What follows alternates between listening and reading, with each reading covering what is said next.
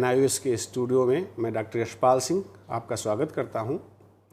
आज हम एक बहुत ही रुचिकर विषय पर चर्चा करने वाले हैं। गणित अध्यापन से संबंधित एक महत्वपूर्ण समस्या है गणित से डर या गणित का फोबिया, मैथ्स फोबिया, गणित भीति भी इसे हम कहते हैं। आज इस विषय पर हम चर्चा करेंगे। इस विषय पर चर्चा करने के लिए हमारे साथ स्टूडियो में उपलब्ध हैं डॉक्टर अखिलेश कुमार जी, जो कि वर्धमान महावीर मुक्त विश्वविद्यालय कोटा राजस्थान के शिक्षा विद्यापीठ से यहाँ पधारे हैं। मैं NIOS स्टूडियो में NIOS की तरफ से डॉक्टर अखिलेश जी आपका स्वागत करता हूँ। नमस्कार। नमस्कार सर। डॉक्टर अखिलेश जी, कृपया हमारे दर्शकों को, श्रोताओं को ये बताएं कि ये मैथ्स फोबिया या गणित भीति आखिर है क्या? यशपाल सर, आपने बड़ा अच्छा प्रश्न किया है। और आज की तारीख में ये जो गणित फोबिया है, ये बच्चों को बड़े पैमाने पे प्रभावित कर रहा है। आपके प्रश्न पे जाने से पहले मैं एक केस स्टडी के द्वारा इसकी व्याख्या करना चाहूँगा। आइए जरा देखें श्रवण के केस पे कि श्रवण एक 5वीं कक्षा का विद्यार्थी है जो पढ़ने लिखने में बहुत अव्वल है अधिकांश सब्जेक्ट में, और पढ़ने में उसकी रुचि भी है जी। लेकिन श्रवण बताता है कि गणित की कक्षा में उसे विभिन्न प्रकार की समस्या होने लगती है। जब भी वो गणित की कक्षा में जाता है, कई बार वह सुस्त महसूस करता है, कई बार उसको लगता है कि उसको बहुत तेज़ नींद आ रही है। कई बार जब वो गणित की समस्याओं को हल करने बैठता है तो उसे लगता है कि उसका दिमाग बिल्कुल शून्य होता जा रहा है, उसको कुछ समझ में नहीं आ रहा। और गणित की परीक्षा वाले दिन उसे हाथों में पसीना, बार बार शौच जाने की इच्छा, भूख न लगना और परीक्षा के पेपर देखते ही मस्तिष्क का शून्य हो जाना, इस प्रकार के लक्षण उसको दिखाई देने लगते हैं उसमें। और इसके परिणाम स्वरूप उसका जो गणित का संप्राप्ति स्तर है वो धीरे धीरे बिल्कुल कम होता जा रहा है, बिल्कुल लो चला जा रहा है। वो आज की तारीख में गणित में एक लो अचीवर बन के रह गया है। जी जी। तो अगर इसके समस्या के लक्षणों को देखें आप, तो श्रवण की जो समस्या है वो वही है कि उसमें गणित भय या गणित भीति या गणित दुश्चिंता, तीनों ही लगभग समानार्थी शब्द हैं। Mathematics anxiety, mathematics phobia. जी जी जी। डॉक्टर अखिलेश जी, मैं चाहूँगा कि आप इस पर थोड़ा विस्तार से बताएं कि ये जो गणित फोबिया, गणित भीति या गणित से संबंधित दुश्चिंता, गणित एंग्जाइटी जो है, ये आखिर क्या चीज़ है? इसको थोड़ा विस्तार से हमारे दर्शकों को आप स्पष्ट करने की कृपा करें। जी जी, अच्छा बिल्कुल रहेगा। बड़ा महत्वपूर्ण प्रश्न है आपका। सबसे पहले तो एक बार देखें कि गणित भीति इस शब्द का जो सबसे पहला प्रयोग किया था वो सिस्टर मैरी फिदेस गोग ने 1954 में अपने अनुसंधान पत्र मैथेमेफोबिया कॉजेज एंड ट्रीटमेंट इनमें किया था। जी जी। वस्तुतः अगर आप देखें तो गणित एक आनंददायक विषय है, परंतु कई बार पुराने अनुभवों के कारण गणित सीखना एक बोझिल कार्य हो जाता है जी। अगर गणित सीखने में या गणितीय कार्य के प्रति ऐसी भी रुचि व्यक्ति में उत्पन्न हो जाए जिसके कारण दैनिक जीवन में गणित अधिगम को प्रभावित करता हो, अगर कोई ऐसी विरुचि व्यक्ति में उत्पन्न हो जाए गणित के कारण कि वो गणित सीखने से भागता हो, गणित पढ़ना नहीं चाहता हो और वो उसके दैनिक जीवन को प्रभावित करने लगा हो, तो उसको हम कहते हैं कि ये गणित भय है या गणित दुश्चिंता है। ये सामान्य अर्थों में गणित भय का अर्थ है।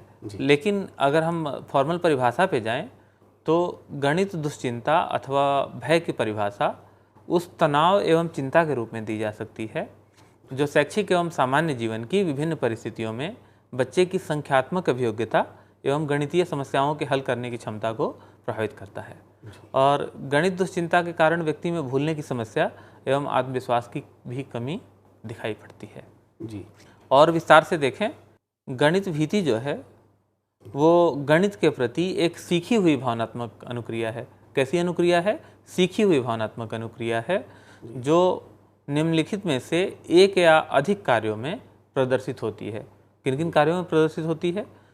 गणित की कक्षा में जाने में, गणित के किसी व्याख्यान के दौरान, गणितीय समस्या के समाधान के दौरान या किसी प्रकार की गणितीय परिचर्चा के दौरान। ये जो परिभाषा दी है गणित फोबिया की, गणित भीति की, वो टोबियास ने 1993 में दी है कि math anxiety is a learned emotional response जी ये कोई जन्मजात समस्या नहीं है, बल्कि ये लर्नड इमोशनल रिस्पॉन्स है। गणित के प्रति सीखी हुई भावनात्मक अनुक्रिया है ये, एक्वायर्ड रिस्पॉन्स है ये जी। अगर ये लर्न के दो कनोटेशन है, एक तो लर्न है तो वो जेनेटिक नहीं है, और दूसरा कि अगर इसको लर्न किया जा सकता है तो इसको अनलर्न भी किया जा सकता है। बिल्कुल, ये दो इसके कनोटेशंस हैं जी। तो टोबिया इसको डिफाइन करते हैं कि math anxiety is a learn emotional response to one और more of the following: participating in a math class, listening to a lecture, working through a math problem, discussing mathematics.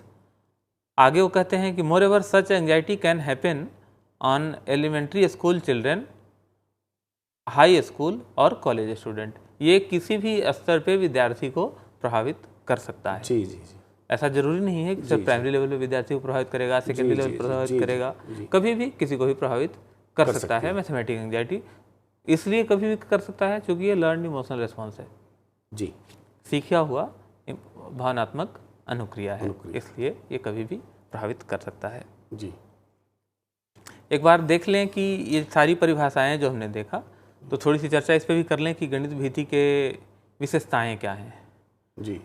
जब ये दोनों परिभाषाएं आपने देखी तो इसके आधार पर हम ये निष्कर्ष निकाल सकते हैं।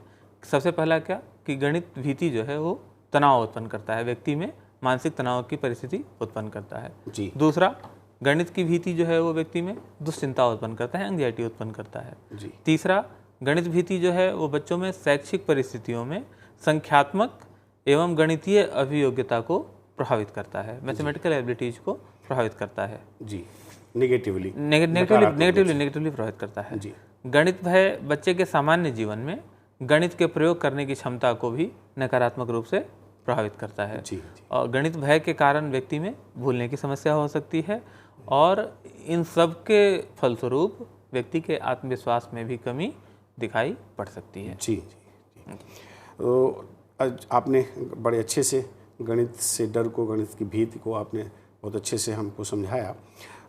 मैं ये जानना चाहता हूँ, चूँकि आपने ये बताया कि ये एक्वायर्ड है, ये लर्नड है रिस्पांस, तो अगर ये लर्नड रिस्पांस है तो आखिर वो क्या कारण है, वो क्या वजहें हैं जिनकी वजह से गणित में भीति पैदा होती है, बच्चा जो है अचानक से इस तरीके के उसमें लक्षण प्रकट हो जाते हैं। आखिर वो कौन सी चीज़ें हैं जो आपकी दृष्टि में गणित भीति उत्पन्न करती हैं, जो इसके कारण हैं के तौर पर जिनकी हम पहचान कर सकते हैं? बहुत अच्छा प्रश्न किया है आपने सवाल सर, चूँकि जो प्रश्न आपने किया है कि आखिर वो कौन से कारण हैं, जब तक हम कारण नहीं आइडेंटिफाई करेंगे तब तक हमें उसका समाधान नहीं मिलेगा। और इसी वजह से डीएलएड के इस प्रोग्राम में गणित भीति का एक इकाई रखा गया है ताकि टीचर को, सारे प्रोस्पेक्टिव हमारे टीचरों को ये पता हो कि गणित भीति को दूर करने में, बच्चों में गणित भीति को दूर करने में वो क्या कर सकते हैं। तो आपने जो कहा कि गणित भीति के कारण क्या हैं, तो गणित भीति के बहुत सारे कारणों में से कुछ कारणों की, प्रमुख कारणों की मैं चर्चा यहाँ पे करना चाहूँगा। सबसे पहला तो है कि गणित के से संबंधित पुराने अप्रिय अनुभव। कई बार आपने देखा होगा कि गणित टीचर जो है वो यूजुअली परंपरागत रूप से माने जाते हैं कि बड़े स्टिक होते हैं, बहुत कठोर स्वभाव के होते हैं। और अगर आज से कुछ साल पहले की बात करें तो विद्यालयों में बच्चों को प्रताड़ित करने में कई बार गणित और विज्ञान के शिक्षक जो है अव्वल माने जाते थे। हालांकि आज ऐसी स्थिति नहीं है और बहुत कुछ परिवर्तन आए हैं।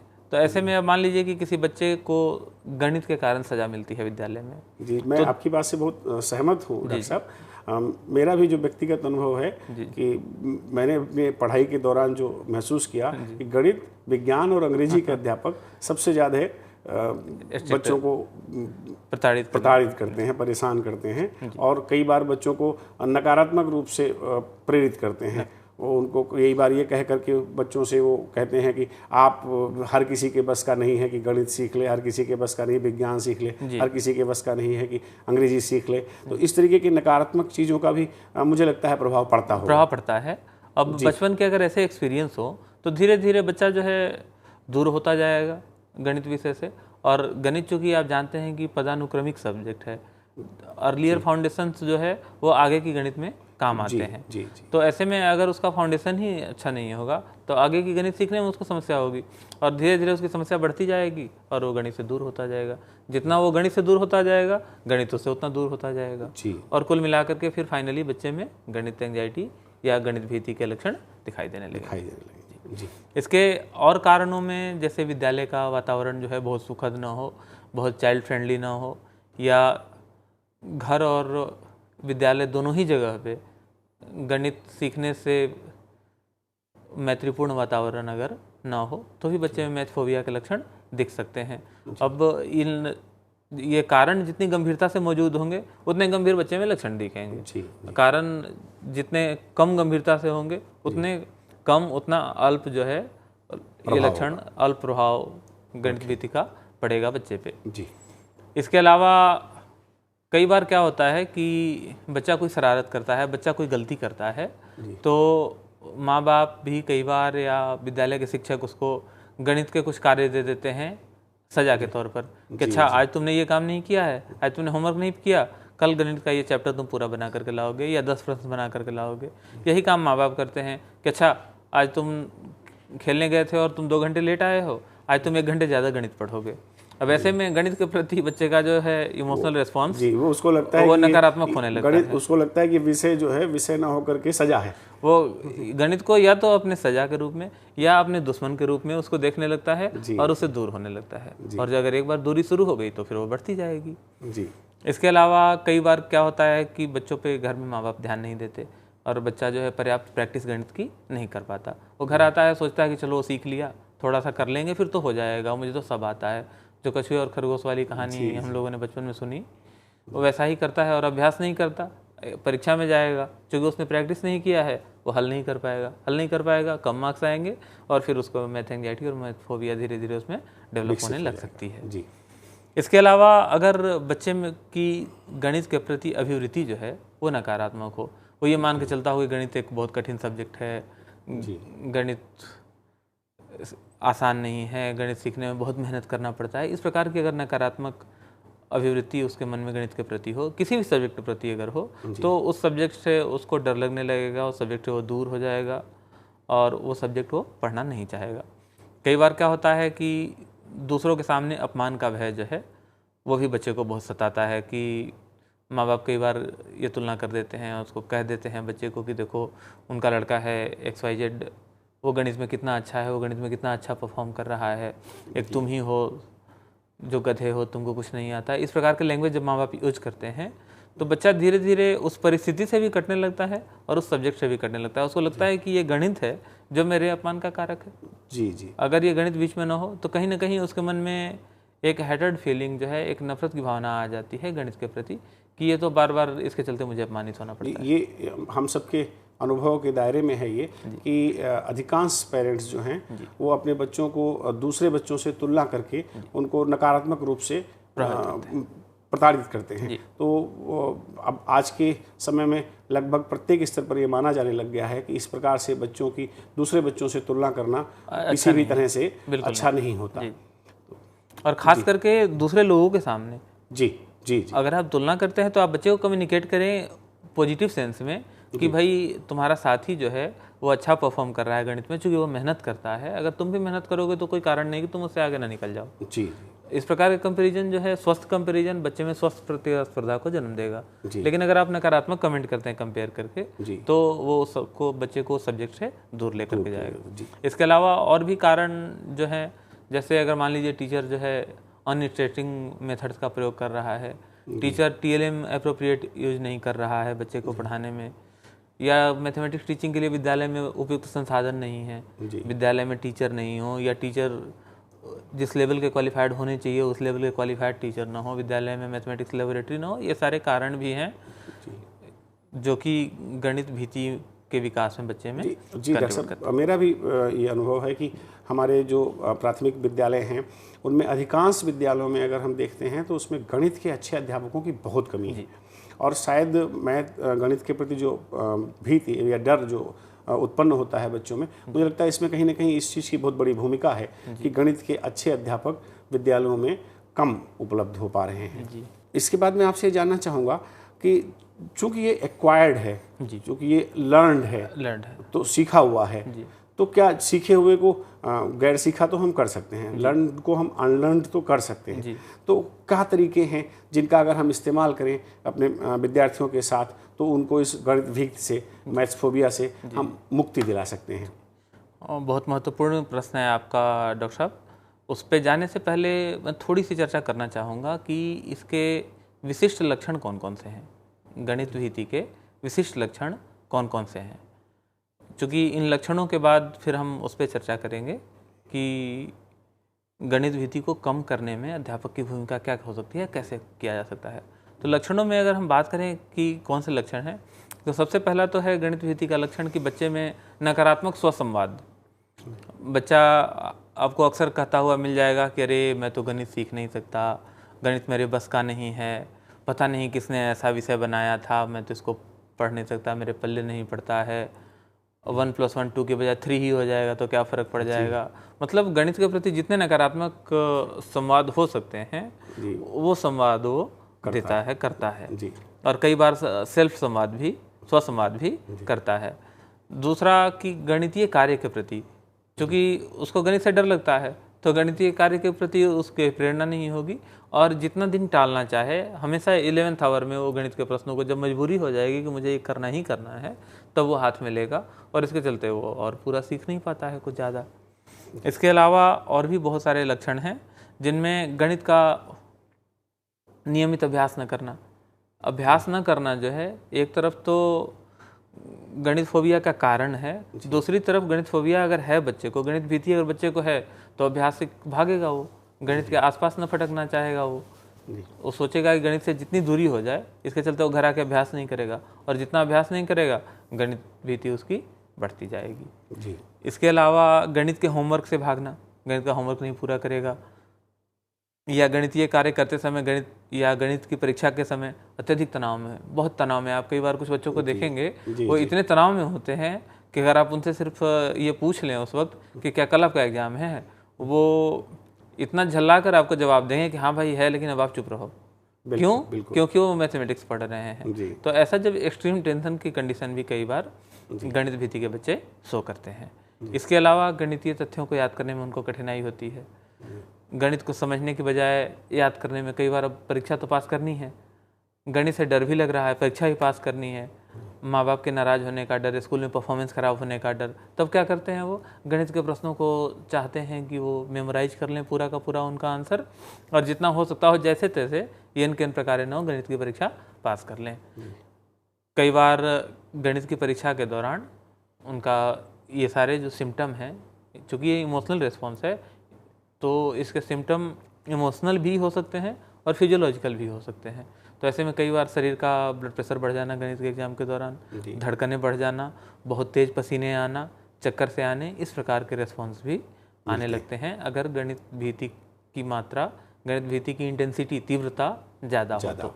मैंने एक कल इस प्रेजेंटेशन को तैयार करते हुए कोशिश की है कि कोर सिम्टम्स की, जो मुख्य लक्षण हैं गणित भीति के, उनको, चूँकि ये मैथमेटिक्स का क्लास है, मैथमेटिक्स की बात कर रहे हैं, तो मैथमेटिकल फार्मूले में न्यूमोनिक्स के रूप में उसको एक्सप्रेस करें। तो जो मुझे फार्मूला मिला है वो मिला है कि गणित भीति = P⁻³ × C, PQC। अब ये PQC क्या है, क्विकली हम एक नज़र देख लें कि जब भी गणित भीति होगी बच्चे में तो उसमें लक्षण जो दिखाई पड़ेंगे वो पैनिक दिखाई पड़ेगा। पहला P स्टैंड्स फॉर पैनिक जी, और जैसे उसमें ये असहायता का भाव दिखाई देगा कि अरे अब कुछ नहीं हो सकता। दूसरा P पैरानॉइड दिखाई देगा जी, उसको ये फील होता है कि मुझे छोड़ करके बाकी सबको इसका उत्तर पता होगा, एकमात्र मैं ही हूँ कि जिसको इसका उत्तर पता नहीं है। तीसरा P पैसिव जी, कि मैं गणित में अच्छा नहीं कर सकता, मुझे तो गणित आ ही नहीं सकता है, मैं कितनी भी कोशिश कर लूं। हाँ, और finally C stands for lack of confidence. तो ये अगर PQC फार्मूला हमारे साथी शिक्षक याद रखें तो उनको बच्चों में गणित विधि को आइडेंटिफाई करने में आसानी होगी। पहला पैनिक, दूसरा पैरानॉइड, तीसरा पैसिव रेस्पॉन्स, और चौथा C lack of confidence. This is the formula of math anxiety. Math anxiety = PQC। आपने बहुत अच्छे से इसको फार्मूले के रूप में बताया डॉक्टर साहब। डॉक्टर साहब, मैं ये जानना चाहूँगा कि एक आपका संप्रत्यय है गणित भीति का, मैथ्स फोबिया का। जी। एक और जुड़ा हुआ संप्रत्यय होता है गणित अक्षमता का, जी। मैथ्स डिसेबिलिटी का। जी। क्या ये दोनों जो संप्रत्यय हैं ये आपस में कहीं से जुड़ते हैं? ये दोनों का कोई संबंध है आपस में या नहीं है? कृपया इस पर थोड़ा प्रकाश डालें। यशपाल सर, आपने बहुत ही क्रिटिकल प्रश्न किया है और अक्सर ये कन्फ्यूजन की स्थिति होती है कि क्या दोनों सेम हैं। जैसे आपने बात की गणितीय अधिगम अक्षमता, जिसको कि हम डिस्कैल्कुलिया कहते हैं, इसमें बच्चे में कैलकुलेशन से रिलेटेड डिसेबिलिटी होती है, वो कैलकुलेशन के कार्य कर ही नहीं पाता। कुछ परसेप्चुअल प्रॉब्लम ऐसे होते हैं जिनके चलते वो बाकी सारे काम तो बहुत अच्छे से कर लेता है, लेकिन कैलकुलेशन के काम नहीं कर पाता। तो कई बार दोनों के लक्षण चूंकि सेम है, जैसे डिस्कैल्कुलिया का बच्चा भी गणित से भागेगा, गणित भीति का बच्चा भी गणित से भागेगा, दोनों को ही वास्तविक जीवन में गणित से संबंधित कार्य करने में परेशानी होगी, दोनों का गणितीय अकादमिक अचीवमेंट जो है वो कम होगा। तो ऐसे में कई बार भ्रमवश ऐसा लगता है कि दोनों सेम हैं, लेकिन वस्तुतः दोनों समान नहीं हैं। गणित भीति में क्या होता है कि बच्चे में आवश्यक कौशल होते हैं और बच्चा सफिशिएंट अध्ययन भी करता है, इसके बावजूद उसको फेल होने का डर सताता है। जबकि गणितीय अधिगम अक्षमता या डिस्कैल्कुलिया में विद्यार्थी में आवश्यक कौशल का ही अभाव होता है। जी जी। उसमें आवश्यक कौशल है ही नहीं, उसको परसेप्चुअल डिफिकल्टी के कारण उसमें वो आवश्यक कौशल है ही नहीं, उसको गणित समझ में नहीं आता, तो उसको फेल होने का डर उसको भी सताता है, लेकिन उसके कारण दूसरे हैं। इसके अलावा गणित दुर्भीति में संभव है कि बच्चा जो है गणित के होमवर्क के अधिकांश प्रश्न सही कर ले, फिर भी घबराहट प्रदर्शित करे, जबकि गणित अधिगम अक्षमता में बच्चा गणित के होमवर्क पर बहुत समय देने के बाद भी अधिकांश उत्तर वो गलत कर लेगा। इसके अलावा गणित भीति में बच्चे का गणित का निष्पादन स्तर खराब होता है, क्योंकि सारी तैयारी के बावजूद डर उसको लिखने नहीं देता, डर उसको एक्चुअल परफॉर्मेंस नहीं देने देता। जबकि गणितीय अधिगम अक्षमता या डिस्कैल्कुलिया में बच्चा उस कंटेंट को समझ ही नहीं पाया, सामग्री को ही समझ नहीं पाया, तो कहाँ से लिख पाएगा। एक बड़ा अच्छा उदाहरण इन दोनों में डिफ्रेंशिएट करने के लिए मुझे कल मिला है कि गणितीय अधिगम अक्षमता के व्यक्ति की तुलना आप उस पर्वतारोही से कर सकते हैं जो कि उसके पैर नहीं है, वो पर्वतारोहण करना तो चाहता है, उसके पैर नहीं है, ये एक्चुअल डिफिकल्टी है, वो पर्वतारोहण नहीं कर पाता।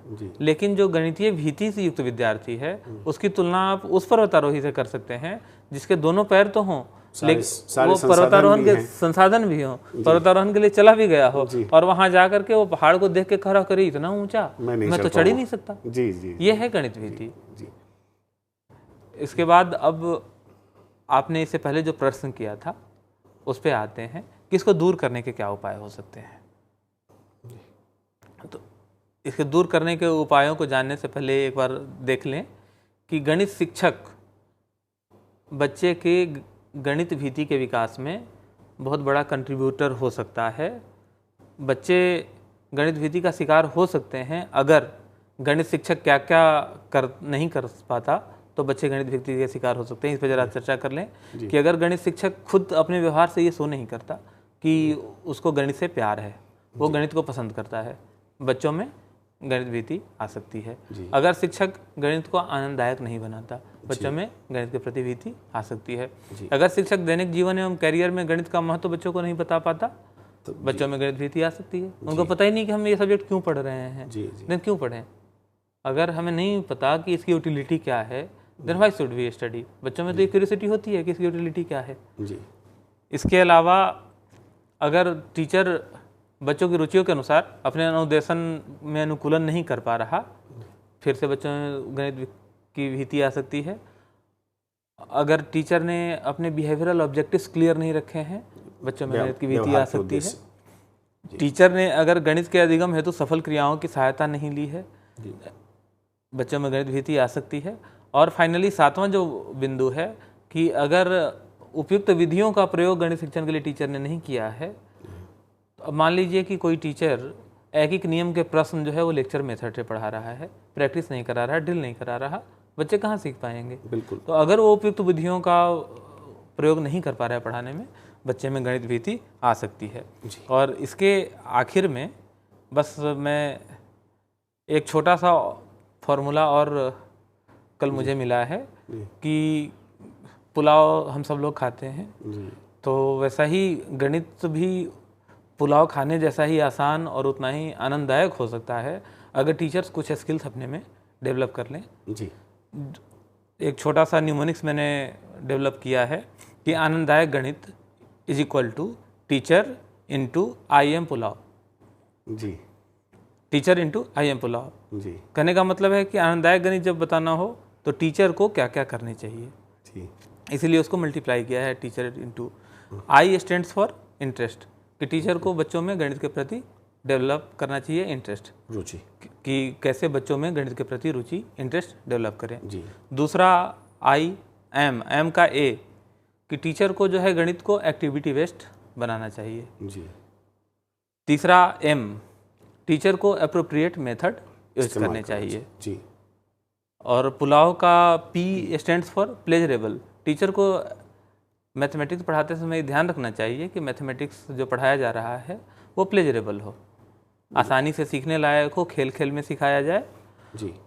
और you stands for utilitarian, teacher को जी गणित की यूटिलिटेरियन वैल्यू को बच्चों को सिखाना चाहिए, उसकी उनको रियल, जैसा कि अभी हम लोग चर्चा कर रहे थे इससे पहले, सेमिनार या फील्ड विजिट पे जा करके रियल लाइफ सिचुएशन में गणित की उपयोगिता उनको बतानी चाहिए। जी। इसके अलावा L stands for love, teacher must show love for mathematics, teacher को गणित के प्रति प्यार दिखाना चाहिए कि वो गणित को उसको पसंद करता है, गणित की समस्याएं। मुझे लगता है गणित के साथ साथ उसे विद्यार्थियों के प्रति भी प्यार दिखाना चाहिए। विद्यार्थियों के प्रति तो स्वाभाविक है कि आपको प्यार दिखाना चाहिए भी, और कानून उसको आपकी मजबूरी भी, टीचर्स की मजबूरी भी। गणित अध्यापक बच्चों के प्रति प्यार दिखाने में थोड़ा कमजोर होते हैं, थोड़े कमजोर होते हैं। जी। और इसके अलावा ए stands for attitude towards math, teacher को मैथ के प्रति पॉजिटिव एटीट्यूड शो करने चाहिए, और टीचर को अटेनेबल ऑब्जेक्टिव्स मैथ के एस्टैब्लिश करने चाहिए।